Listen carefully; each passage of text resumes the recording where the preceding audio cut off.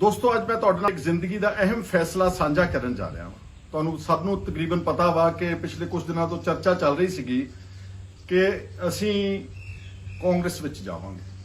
ਮੇਰੇ ਨਾਲ ਮੇਰੇ ਦੋ ਸਤਿਕਾਰਯੋਗ ਐਮਐਲਏ ਸਾਥੀ ਜਗਦੇਵ ਸਿੰਘ ਕਮਾਲੂ ਔਰ ਪਿਰਮਲ ਸਿੰਘ ਖਾਲਸਾ, ਅਸੀਂ ਕਾਫੀ ਅਰਸੇ ਤੋਂ ਬਹੁਤ ਡੂੰਘਾਈ ਦੇ ਨਾਲ, ਇਮਾਨਦਾਰੀ ਦੇ ਨਾਲ, ਵੱਖ-ਵੱਖ ਲੋਕਾਂ ਦੇ ਨਾਲ, ਵਿਦਵਾਨਾਂ ਨਾਲ, ਚੰਗੇ ਬੰਦਿਆਂ ਦੇ ਨਾਲ, ਕਟਿੰਗ ਅਕ੍ਰੋਸ ਪਾਰਟੀ ਲਾਈਨਸ ਮਸ਼ਵਰਾ ਕੀਤਾ ਕਿ ਸਾਨੂੰ ਆਉਣ ਵਾਲੇ ਸਮੇਂ ਦੇ ਵਿੱਚ ਕੀ ਕਰਨਾ ਚਾਹੀਦਾ। ਸਭ ਦੀ ਇੱਕ ਮੁੱਠ ਰਾਏ ਸੀਗੀ ਕਿ ਅਗਰ ਤੁਸੀਂ ਪੰਜਾਬ ਦੀ ਰਾਜਨੀਤੀ 'ਚ ਸਕਰੀਏ ਰਹਿਣਾ, ਰੈਲੇਵੈਂਟ ਰਹਿਣਾ, ਤੇ ਫਿਰ ਤੁਹਾਨੂੰ ਕੋਈ ਅੱਛਾ ਪਲੇਟਫਾਰਮ ਚੁਣਨਾ ਚਾਹੀਦਾ ਵਾ, ਕਿਉਂਕਿ ਅੱਛਾ ਪਲੇਟਫਾਰਮ ਖੜਾ ਕਰਨ ਵਾਸਤੇ ਮੈਂ ਬਹੁਤ ਇਮਾਨਦਾਰੀ ਨਾਲ ਯਤਨ ਕੀਤੇ ਨੇ। ਜਿਹੜੇ ਲੋਕ ਮੈਨੂੰ ਸੋਸ਼ਲ ਮੀਡੀਆ ਤੇ ਜਾਂ ਵੈਸੇ ਜਾਣਦੇ ਨੇ ਜਾਂ ਵੈਸੇ ਫੋਲੋ ਕਰਦੇ ਨੇ, ਉਹ ਮੇਰੇ ਇਸ ਇਮਾਨਦਾਰੀ ਦੇ ਯਤਨ ਨੂੰ ਅੱਛੀ ਤਰ੍ਹਾਂ ਸਮਝਦੇ ਹੋਣਗੇ। ਜਦੋਂ 2019 ਦੀ ਲੋਕ ਸਭਾ ਦੇ ਨਤੀਜੇ ਆਏ ਨਾ, ਤਾਂ ਮੈਂ ਇਹ ਮਹਿਸੂਸ ਕੀਤਾ ਕਿ ਅੱਜ ਜਿੰਨੇ ਅੱਛੇ ਲੋਕ ਨੇ, ਹਮਖਿਆਲ ਲੋਕ ਨੇ, ਉਹਨਾਂ ਸਾਰਿਆਂ ਨੂੰ ਇੱਕ ਵਾਰ ਇਕੱਠਾ ਕਰਕੇ ਦੇਖੀਏ ਜੇ ਪੰਜਾਬ ਸੈਂਟਰਿਕ ਇੱਕ ਪੰਜਾਬ ਦੀ ਖੇਤਰੀ ਫੋਰਸ ਖੜੀ ਹੋ ਸਕੇ।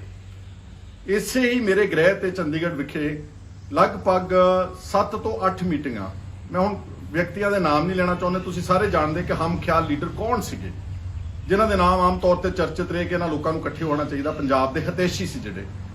ਲਗਾਤਾਰ 7-8 ਮੀਟਿੰਗਾਂ ਕੀਤੀਆਂ ਔਰ ਬਹੁਤ ਕੋਸ਼ਿਸ਼ ਕੀਤੀ ਕਿ ਆ ਜਿਹੜੀਆਂ ਛੋਟੀਆਂ-ਛੋਟੀਆਂ ਪਾਰਟੀਆਂ ਆਪਾਂ ਬਣਾ ਕੇ ਬੈਠੇ ਹੋਏ ਆ, ਇਹਨਾਂ ਸਾਰਿਆਂ ਨੂੰ ਇੱਕ ਵਾਰ ਭੰਗ ਕਰ ਦਿਓ।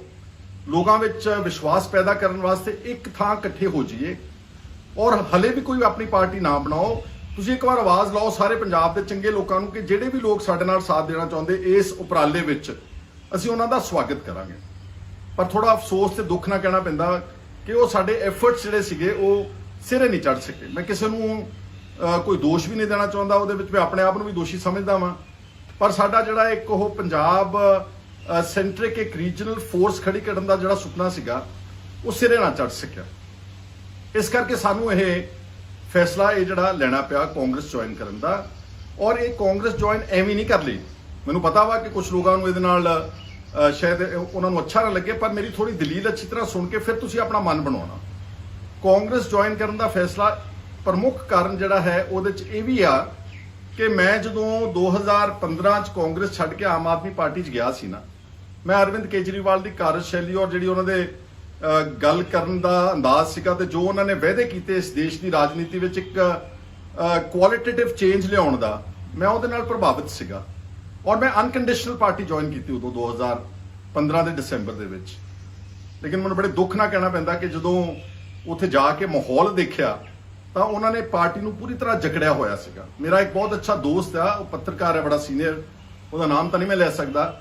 ਉਹਨੇ ਮੈਨੂੰ 2017 ਦੀ ਇਲੈਕਸ਼ਨ ਤੋਂ ਕਾਫੀ 4-5 ਮਹੀਨੇ ਪਹਿਲਾਂ ਕਹਿਤਾ ਕਿ ਹੁਣ ਤੁਹਾਡੀ ਸਰਕਾਰ ਆਮ ਆਦਮੀ ਪਾਰਟੀ ਦੀ ਪੰਜਾਬ 'ਚ ਨਹੀਂ ਬਣੇਗੀ। ਮੈਂ ਕਿਹਾ ਕਿਉਂ ਨਹੀਂ ਬਣੇਗੀ? ਕਹਿੰਦਾ ਕੇਜਰੀਵਾਲ ਦੇ ਕੋਲ ਦੋ ਰਾਹ ਨੇ, ਜਾਂ ਤਾਂ ਉਹ ਪਾਰਟੀ ਦੇ ਉੱਤੇ ਕਬਜ਼ਾ ਕਰਕੇ ਬੈਠ ਜਾਵੇ ਤੇ ਜਾਂ ਉਹ ਸਰਕਾਰ ਬਣਾ ਲਵੇ। ਕੇਜਰੀਵਾਲ ਨੇ ਆਹ ਵਾਲਾ ਰਾਹ ਚੁਣਿਆ। ਉਹਨਾਂ ਨੇ ਪਾਰਟੀ ਨੂੰ ਗਲਛਿਆ ਹੋਇਆ ਸੀਗਾ ਕਿ ਕੋਈ ਵੀ ਪਾਰਟੀ 'ਚ ਫੈਸਲਾ ਕੋਈ ਆਦਮੀ ਸਾਡੇ ਤੋਂ ਬਾਹਰ ਨਹੀਂ ਹੋ ਸਕਦਾ, ਔਰ ਇਸੇ ਕਰਕੇ ਉਹਨਾਂ ਨੇ ਪਾਰਟੀ ਦੇ ਵਿੱਚ ਕੋਈ 2017 'ਚ ਕੋਈ ਯੋਗ ਚਿਹਰਾ ਪੰਜਾਬ ਦੇ ਵਿੱਚ ਪੰਜਾਬ ਦਾ ਨਹੀਂ ਉਤਾਰਿਆ, ਜਿਹਦੇ ਕਰਕੇ ਪੰਜਾਬ ਦੇ ਵਿੱਚ ਉਹਨਾਂ ਦਾ ਗ੍ਰਾਫ ਜਿਹੜਾ ਸੀਗਾ ਉਹ 100 ਸੀਟ ਤੋਂ ਡਿੱਗ ਕੇ 20 ਸੀਟਾਂ ਤੇ ਆ ਗਿਆ। ਚਲੋ 20 ਤੇ ਵੀ ਆ ਗਿਆ ਸੀਗਾ, ਆਪੋਜੀਸ਼ਨ ਬਣ ਗਈ ਸੀਗੀ, ਲੇਕਿਨ ਉਸ ਤੋਂ ਬਾਅਦ ਵੀ ਉਹਨਾਂ ਦੇ ਜਿਹੜੀ ਰਣਨੀਤੀ ਸੀ ਉਹ ਬਦਲੀ ਨਹੀਂ। ਉਹਨਾਂ ਨੇ ਕਿਸੇ ਵੀ ਆਪਣੇ ਕਿਸੇ ਗਲਤੀ ਨੂੰ ਕਦੀ ਪਿੱਛੇ ਮੁੜ ਕੇ ਦੇਖਿਆ ਹੀ ਨਹੀਂ ਅੱਜ ਤੱਕ। ਪੁਰਾਣੀਆਂ ਗੱਲਾਂ ਮੈਂ ਛੱਡ ਦਿੰਦਾ ਕਿ ਛੋਟੇਪੁਰ ਸਾਹਿਬ ਨੂੰ ਕੱਢਿਆ, ਡਾਕਟਰ ਗਾਂਧੀ ਨੂੰ ਕੱਢਿਆ, ਘੁੱਗੀ ਨੂੰ ਕੱਢਿਆ, ਉਹ ਗੱਲਾਂ ਸਾਰੀਆਂ ਪਾਸ ਹੋ ਚੁੱਕੀਆਂ ਸੀਗੀਆਂ। ਲੇਕਿਨ ਆ ਜਿਹੜਾ ਗਵਰਨਮੈਂਟ ਬਣਨ ਤੋਂ ਬਾਅਦ ਜਦੋਂ ਫੁਲਕਾ ਸਾਹਿਬ ਬੜੇ ਨੇ, ਉਹਨਾਂ ਨੇ ਬੜਾ ਅੱਛਾ ਕੰਮ ਕੀਤਾ 7-8 ਮਹੀਨੇ ਬਤੌਰ ਲੀਡਰ ਆਫ ਆਪੋਜੀਸ਼ਨ। ਉਸ ਤੋਂ ਬਾਅਦ ਲੀਡਰ ਆਫ ਆਪੋਜੀਸ਼ਨ ਮੈਨੂੰ ਬਣਾਇਆ ਔਰ ਜਿਹੜੇ ਹਾਲਾਤਾਂ 'ਚ ਬਣਾਇਆ ਗਿਆ ਮੈਂ ਹੁਣ ਸਭ ਨਾਲ ਬਹੁਤ ਨਹੀਂ ਰਿਪੀਟਡਲੀ ਸਾਂਝੇ ਕਰਨਾ ਚਾਹੁੰਦਾ। ਇਹ ਵੀ ਮੇਰੇ ਜਿਹੜੇ 20 ਚੋਂ 16 ਐਮਐਲਏਜ਼ ਨੇ ਚੰਡੀਗੜ੍ਹ ਇੱਕ ਮੀਟਿੰਗ ਕਰਕੇ ਇੱਕ ਚਿੱਠੀ ਲਿਖ ਕੇ ਭੇਜਤੀ ਸੀ ਕੇਜਰੀਵਾਲ ਨੂੰ ਕਿ ਅਸੀਂ ਇਸ ਨੂੰ ਆਪਣਾ ਆਗੂ ਬਣਾਉਣਾ ਚਾਹੁੰਦੇ, ਕਿਉਂਕਿ ਅਸੀਂ ਚਾਹੁੰਦੇ ਹਾਂ ਕਿ ਪੰਜਾਬ ਦੇ ਵਿੱਚ ਪਾਰਟੀ ਜਿਹੜੀ ਮਜ਼ਬੂਤ ਹੋਵੇ ਔਰ ਮਜ਼ਬੂਤ ਕਰਨ ਵਿੱਚ ਸੁਖਪਾਲ ਸਿੰਘ ਖਹਿਰਾ ਯੋਗਦਾਨ ਪਾ ਸਕਦਾ। ਉਹਨਾਂ ਨੇ ਜਿਹੜੇ ਵੀ ਮੇਰੇ ਚੰਗੇ ਗੁਣ ਸੀ ਉੱਥੇ ਵਿੱਚ ਲਿਖ ਕੇ ਭੇਜ ਦਿੱਤੇ। ਉਹਨਾਂ ਨੂੰ ਮੈਨੂੰ ਬਣਾਉਣਾ ਪਿਆ। ਇੱਕ ਅਗਰ ਮੈਂ ਗੱਲ ਕਨਫੈਸ ਕਰਾਂ ਤੇ ਜਿਹੜੀ ਲਾਸਟ ਮੀਟਿੰਗ ਬਣਨ ਲੱਗਿਆ, ਮੈਨੂੰ ਜਦੋਂ ਸਾਰੇ ਐਮਐਲਏ ਦੇ ਵਿਚਾਰ ਲਏ ਗਏ ਤਾਂ ਮੈਨੂੰ ਲਾਸਟ ਵਿੱਚ ਬੁਲਾਇਆ ਗਿਆ ਸੀਗਾ ਤੇ ਸੰਜੇ ਸਿੰਘ ਵੀ ਉਸ ਮੀਟਿੰਗ ਵਿੱਚ ਹਾਜ਼ਰ ਸੀ। ਤਾਂ ਅਰਵਿੰਦ ਕੇਜਰੀਵਾਲ ਨੇ ਮੇਰੇ ਨਾਲ ਥੋੜੀ ਜਿਹੀ ਬਹਿਸ ਜੀ ਚੱਲ ਪਈ। ਉਸ ਤੋਂ ਬਾਅਦ ਸੰਜय सिंह ने रोका तो उन्होंने कहा कि अब भाई साहब अब बना ही रहे हैं तो आप इनसे बहस करने का कोई मतलब नहीं बनता। पर केजरीवाल ने लास्ट ਵਿੱਚ ਬਣਾਉਣ ਤੋਂ ਪਹਿਲਾਂ ਮੈਨੂੰ ਕਿਹਾ ਕਿ खैरा जी, मैं आपको बना तो रहे हैं क्योंकि एमएलए आपके साथ है, अगर मेरा बस चलता तो मैं आपको एलओपी कभी ना बनाता। मैनू उदन तो ही पता लग गया कि मेरी पुठी गिनती शुरू हो गई है। एलओपी बन गया, जो भी मेरे च ईमानदारी सी, जिन्नी तनदेही सी, मैं उस अहुदे दे फर्ज निभाने शुरू कर दिते। दोस्तों, जिहड़ा तुहानूं लगदा ना कि एलओपी जिहड़ा जी बड़ा सुखाड़ा जा अहुदा वा, ये गड्डियां मोटरां ते कोठियां मिलदियां ने, कुछ लोग इहनूं कुर्सी नाल जोड़दे ने, इस तरह नहीं गा। जे तां तुसीं इहनूं आराम परस्ती दे नाल कट्टना, जिद्दां पहिलां तुरी आउंदी सी रवायत, फिर ये आराम परस्ती वाला अहुदा हैगा वा, पर मैं इसनूं अपनी एक प्रॉपर जिम्मेवारी समझदे, अपना फर्ज समझदे, मैं एक विरोधी धिर दे लीडर का जिहड़ा रोल सीगा वो अपने वालों पूरी शिद्दत दे नाल निभाया।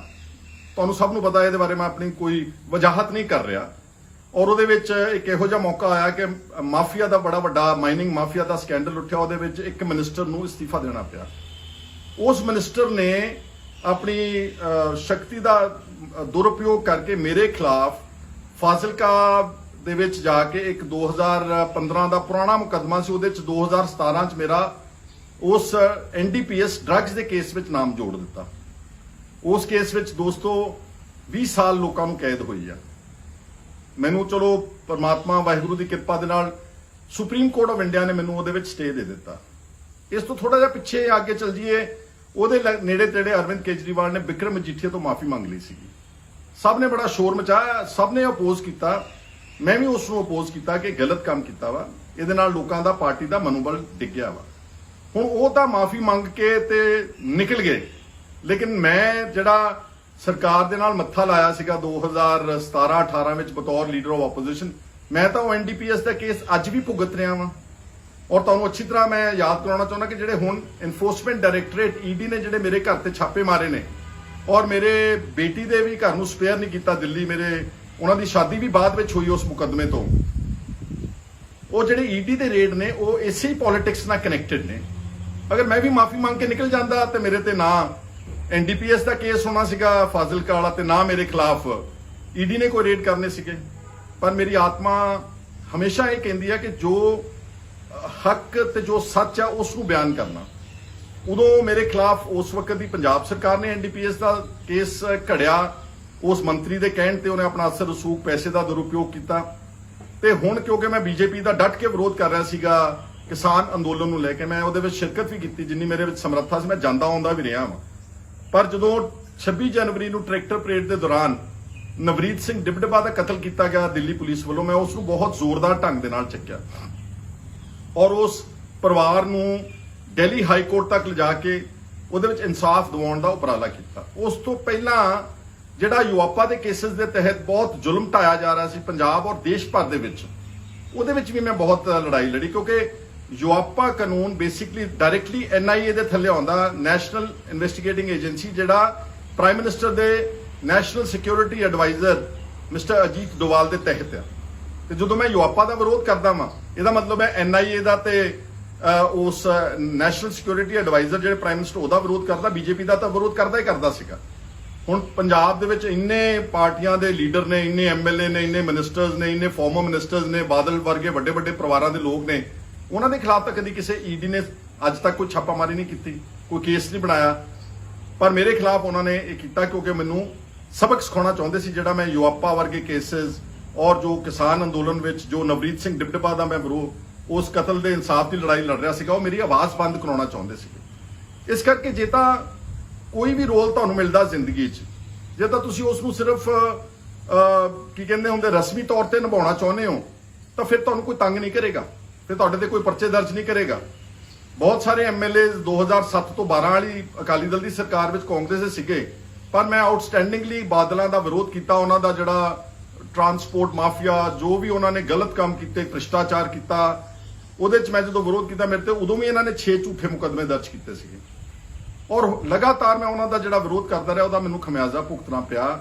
इस करके मैं तुहानूं ये कहना चाहुंदा वां कि ये कुछ कारण ने कि जिहड़ा मेरा मन बनाउण विच आहिस्ता आहिस्ता सहाई हो रहे सीगे।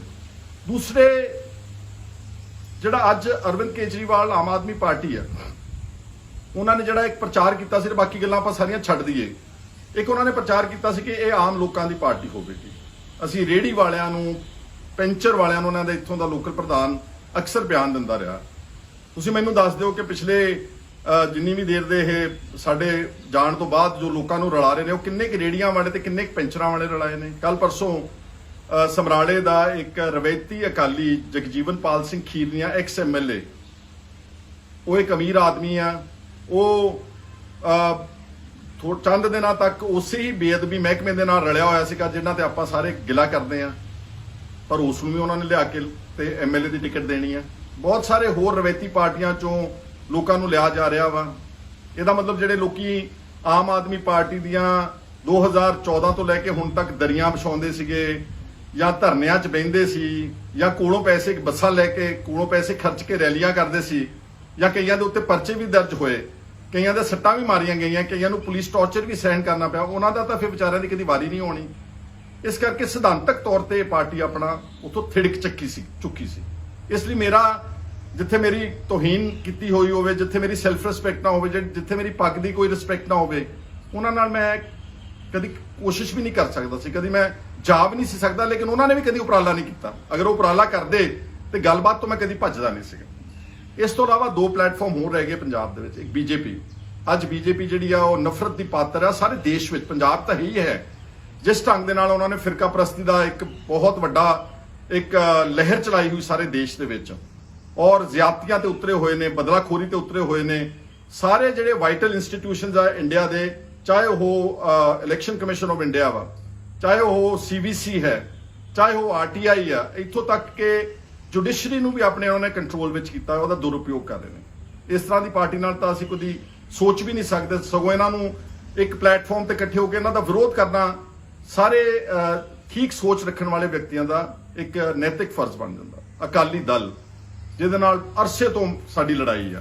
ਮੇਰੇ ਪਿਤਾ ਜੀ ਸਰਦਾਰ ਸੁਖਜਿੰਦਰ ਸਿੰਘ, ਉਹਨਾਂ ਨੇ ਉਹ ਅਕਾਲੀ ਸੀਗੇ, ਉਹਨਾਂ ਨੇ 1986 ਦੇ ਵਿੱਚ ਜਦੋਂ ਬਰਨਾਲਾ ਸਰਕਾਰ ਸੀ ਤੇ ਉਸ ਵੇਲੇ ਅਕਾਲੀ ਦਲ ਦੀ ਸਰਕਾਰ ਨੇ ਪੁਲਿਸ ਭੇਜਤੀ ਦਰਬਾਰ ਸਾਹਿਬ, ਉਹਦਾ ਨਾਮ ਸੀਗਾ ਆਪਰੇਸ਼ਨ ਬਲੈਕ ਥੰਡਰ। ਉਹਨਾਂ ਨੇ ਉਸੇ ਦਿਨ 30 ਅਪ੍ਰੈਲ 1986 ਨੂੰ ਬਤੌਰ ਵਿੱਦਿਆ ਮੰਤਰੀ ਅਸਤੀਫਾ ਦਿੱਤਾ। ਉਦੋਂ ਹੀ ਨਾਲ ਉਹਨਾਂ ਦੇ ਕੈਪਟਨ ਅਮਰਿੰਦਰ ਸਿੰਘ ਜਿਹੜੇ ਐਗਰੀਕਲਚਰ ਮਿਨਿਸਟਰ ਸੀ ਪੰਜਾਬ ਦੇ, ਉਹਨਾਂ ਨੇ ਵੀ ਅਸਤੀਫਾ ਦਿੱਤਾ। ਬਾਦਲ ਇੱਕ ਹਮੇਸ਼ਾ ਫਿਊਡਲਿਸਟਿਕ ਸੋਚ ਲੈ ਕੇ ਅਕਾਲੀ ਦਲ ਤੇ ਕਬਜ਼ਾ ਕੀਤਾ ਸੀ।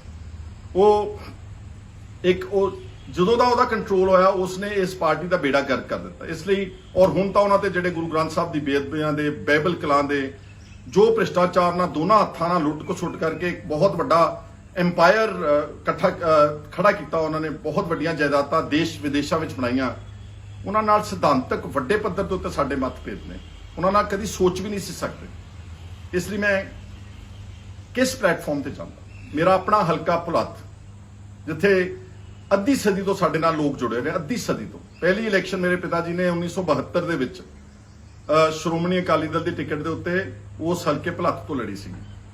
ਅੱਜ 50 ਸਾਲ ਹੋਣ ਜਾ ਰਹੇ ਨੇ। 50 ਸਾਲਾਂ ਦੇ ਲੋਕ ਜਿਹੜੇ ਸਾਡੇ ਨਾਲ ਜੁੜੇ ਨੇ, ਉਹਨਾਂ ਦਾ ਮੇਰੇ ਤੇ ਬਹੁਤ ਪ੍ਰੈਸ਼ਰ ਪਿਛਲੇ ਸਾਲ, 1.5 ਸਾਲ ਤੋਂ, ਕਿ ਤੁਸੀਂ ਬਹੁਤ ਕੋਸ਼ਿਸ਼ ਕੀਤੀ, ਤੁਸੀਂ ਹਰ ਮੁਮਕਿਨ ਯਤਨ ਕਰਕੇ ਦੇਖ ਲਿਆ, ਪਰ ਜੇ ਚੋਣ ਪ੍ਰਣਾਲੀ ਵਿੱਚ ਰੈਲੇਵੈਂਟ ਰਹਿਣਾ ਚਾਹੁੰਦੇ ਹੋ, ਜੇ ਸਾਡੀ ਮਦਦ ਕਰਨਾ ਚਾਹੁੰਦੇ ਹੋ, ਜੇ ਪੰਜਾਬ ਦੇ ਇਸ਼ੂਜ਼ ਉਠਾਉਣਾ ਚਾਹੁੰਦੇ ਹੋ, ਤਾਂ ਫਿਰ ਤੁਹਾਨੂੰ ਕਾਂਗਰਸ ਜੁਆਇਨ ਕਰਨੀ ਚਾਹੀਦੀ ਹੈ। ਤੁਸੀਂ ਜਾ ਕੇ ਭੁਲੱਥ ਵਿੱਚ ਬੱਚੇ ਤੋਂ ਤਸਦੀਕ ਕਰ ਸਕਦੇ ਹੋ।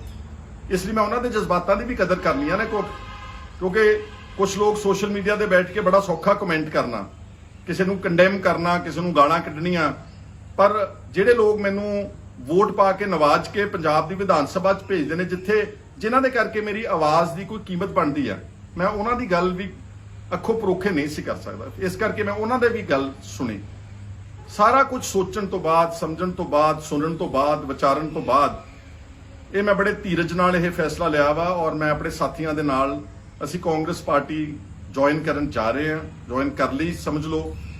ਤੇ ਮੈਂ ਤੁਹਾਨੂੰ ਯਕੀਨ ਦਿਵਾਉਣਾ ਚਾਹੁੰਦਾ ਵਾਂ ਕਿ ਚਾਹੇ ਮੈਂ ਕਿਤੇ ਹੀ ਰਵਾਂ, ਮੈਂ ਗੱਲ ਹਮੇਸ਼ਾ ਆਪਣੇ ਸੂਬੇ ਪੰਜਾਬ ਦੀ, ਆਪਣੇ ਲੋਕਾਂ ਦੀ ਗੱਲ ਕਰਾਂਗਾ। ਮੈਂ 25 ਸਾਲ ਦਾ ਇਸ ਰਾਜਨੀਤਿਕ ਪੇੜ ਵਿੱਚ ਐਕਟਿਵ ਆ।